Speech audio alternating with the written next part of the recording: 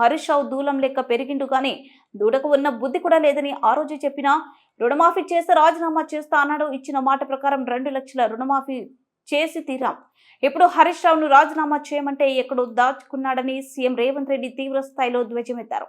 హైదరాబాద్ లోని ప్రభుత్వం అధికారికంగా నిర్వహించిన కార్యక్రమంలో పాల్గొన్న సీఎం మాట్లాడారు. చెప్పినా నువ్వు రైతు రుణమాఫీ చెయ్యి, నేను రాజీనామా చేస్తా అని సవాలు విసిరిండు.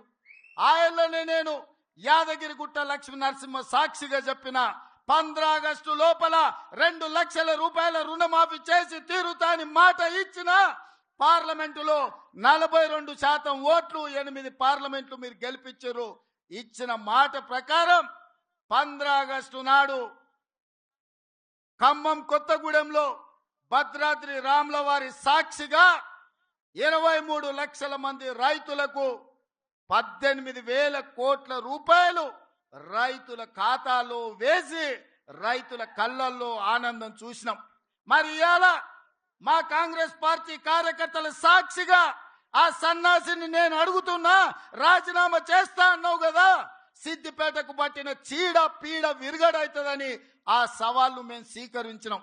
మరి ఈ రోజు ఆ సన్నాసి ఎక్కడ దాక్కున్నాడని నేను అడుగుతున్నా. నేను వివరాలు పంపిస్తా.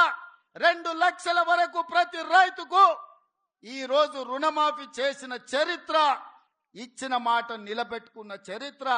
15 ఆగస్టు నాడు పండగ ఉన్నా, కార్యక్రమాలు ఉన్నా, ఇచ్చిన మాట ప్రకారం మేము వెయ్యాల్సిందే అని 3 విడతలు 27 రోజుల్లో 15 ఆగస్టు లోపల 2 లక్షల లోపల రుణమాఫీ అందరికీ చేసినాం.